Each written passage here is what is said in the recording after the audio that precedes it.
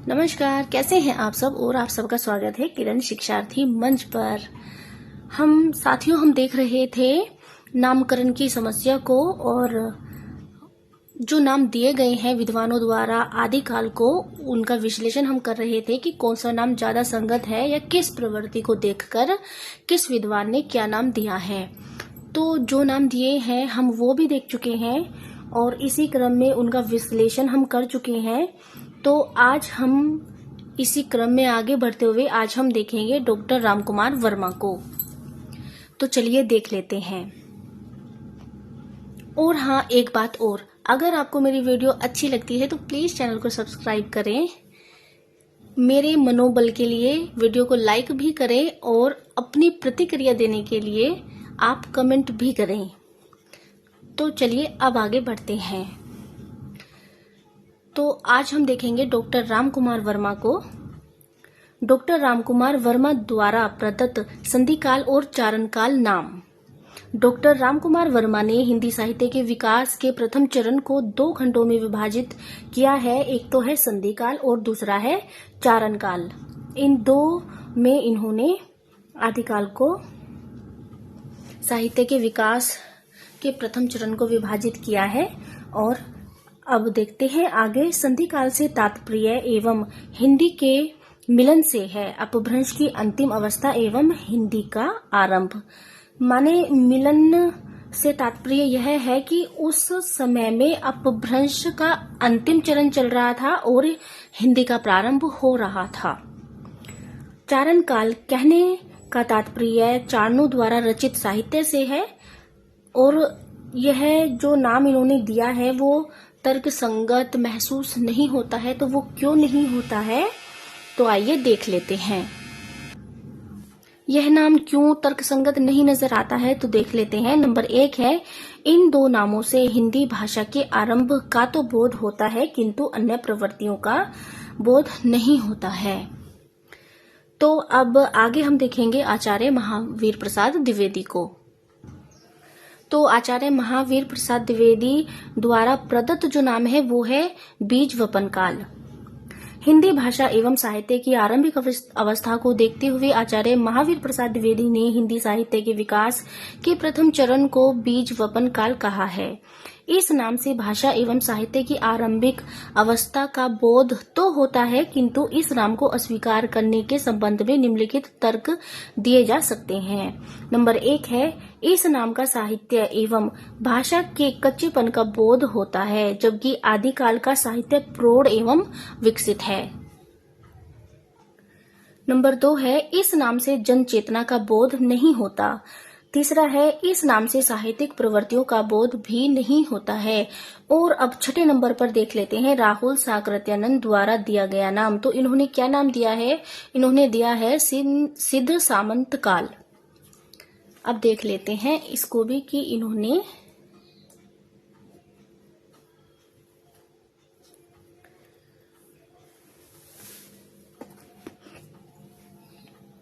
राहुल द्वारा दिए गए नाम, इस नाम में पूर्व विद्वानों द्वारा दिए गए नामों की अपेक्षा व्यापकता है। सिद्ध नाम से सिद्धों एवं सिद्धों की विकसित परंपरा नाथों की प्रवृत्तियों की झलक मिल जाती है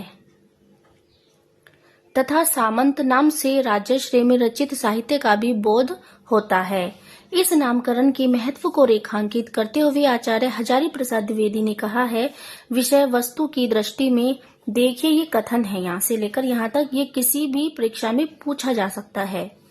विषय वस्तु की दृष्टि में रख कर राहुल जी ने एक नाम और सुझाया है जो बहुत दूर तक तत्कालीन साहित्यिक प्रवृत्ति को स्पष्ट करता है। यह नाम है सिद्ध सामंत काल। आगे भी है,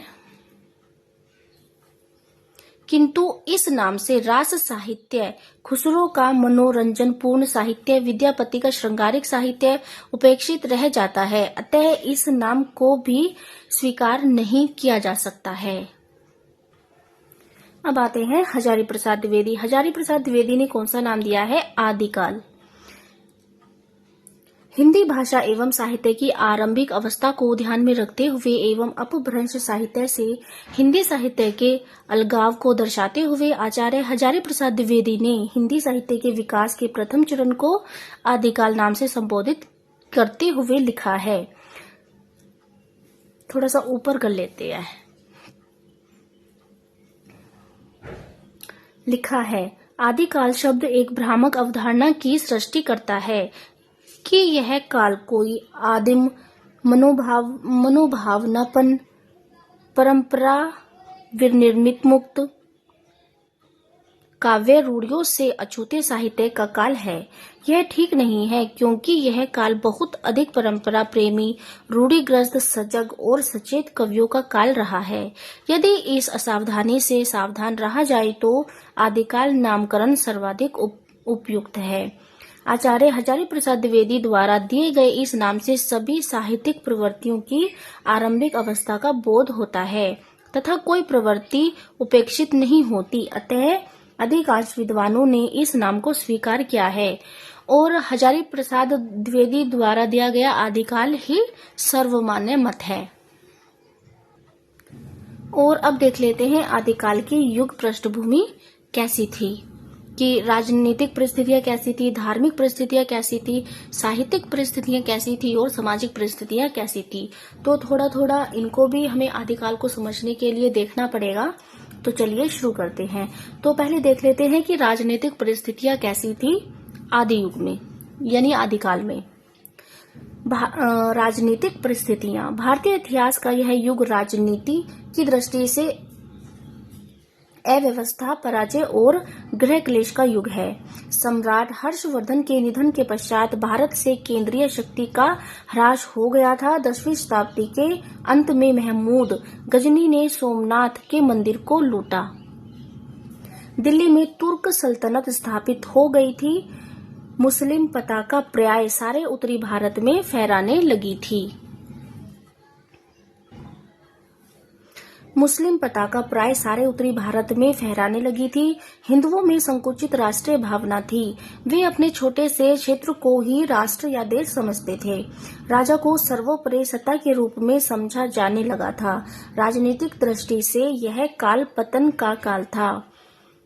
तो जितना हमने पढ़ा है इससे स्पष्ट हो जाता है कि आदिकाल में जो राजनीतिक परिस्थितियां थी वो बहुत ही खराब थी। और अब देख लेते हैं धार्मिक परिस्थितियां कैसी थी। धार्मिक परिस्थिति।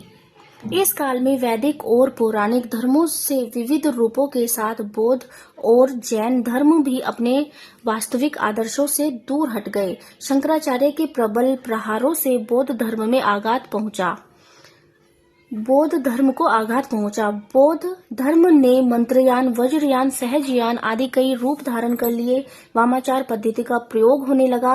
नैतिक स्तर गिर गया था। वैष्णवों के पांचरात्र, शैवों के पशुपत, कालमुख, कापालिक संप्रदायों में भी वामाचार पद्धति का प्रयोग होने लगा। दूषित धार्मिक वातावरण था।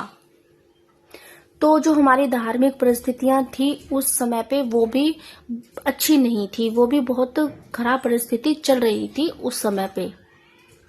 और अब देख लेते हैं सामाजिक परिस्थितियां कैसी थी। सामाजिक परिस्थितियां जातियां कर्म एवं गुणों के आधार पर न होकर वर्ण के आधार पर मानी जाने लगी। राजपूतों में भोग विलास की प्रवृत्ति थी। राजा बहुपत्नीक होते थे। स्त्रियों की स्थिति बहुत ही दयनीय थी। है तो वैसे आज भी, लेकिन उतनी नहीं है। उस समय पे तो बहुत ही ज्यादा थी। धीरे धीरे परिवर्तन होते होते आज के समय में कुछ परिवर्तन हो गया है और अभी होना बाकी है। और अब देख लेते हैं साहित्यिक परिस्थितियां कैसी थी। ज्योतिष, दर्शन और स्मृतियों पर टीकाओं की रचना। साहित्य में नवोन्मेष, शालिनी प्रतिभा का ह्रास। धार्मिक एवं सांप्रदायिक साहित्य की प्रधानता। राजाओं और आश्रयदाताओं का गुणगान। डिंगल एवं पिंगल शैलियों का प्रयोग। रचनाओं में उपमान लेखन की परंपरा थी। प्रकृति के आलंबन यानी सुख देने वाली एवं उद्दीपन, दुख देने वाली दोनों रूपों का वर्णन किया गया। प्रबंध एवं मुक्तक दोनों तरह के काव्यों की रचना हुई। कला पक्ष पर बल दिया गया। कहने का मतलब ये है जो हमारी साहित्यिक परिस्थितियां थी वो ठीक थी, इतनी ज्यादा बुरी नहीं थी, ठीक थी। धार्मिक परिस्थितियां कैसी थी, साहित्यिक परिस्थितियां कैसी थी, सामाजिक परिस्थितियां कैसी थी, हम वो भी देख चुके हैं। और अब हम आ गए हैं आदिकाल की काव्य धाराओं पर कि आदिकाल कितनी काव्य धाराओं में बटा था। तो आदिकाल जो है, आदिकाल कई तरह की काव्य धाराओं में बटा था। 1 2 3 4 5 6 लगभग 6 काव्य धाराओं में बटा था। तो एक तो इनमें से है अपभ्रंश साहित्य, एक है सिद्ध साहित्य, नाथ साहित्य, रासो साहित्य, रास और जैन साहित्य। लौकिक साहित्य को 2 भागों में विभाजित हम कर सकते हैं, गद्य साहित्य और पद्य साहित्य।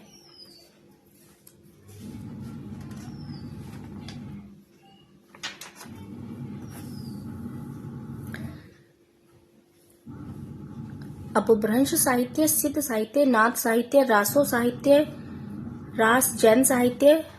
रास साहित्य को ही जैन साहित्य कहते हैं। और लौकिक साहित्य 2 भागों में विभाजित है, गद्य साहित्य और पद्य साहित्य।